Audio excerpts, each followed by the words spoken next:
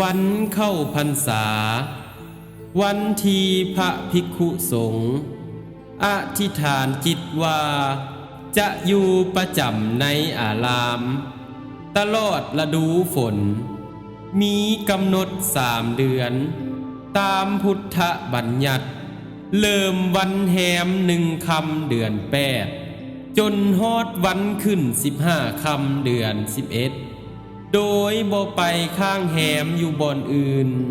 เว้นแต่มีเหตุจำเป็นเข้าพรรษา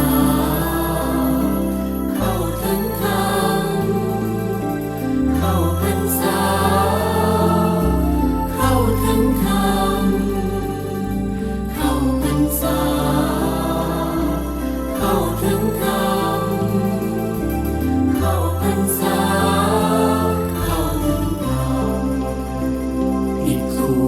สงฆ์ผู้ทรงศาสตร์ตลอดไตรมาสอยู่จำพรรษา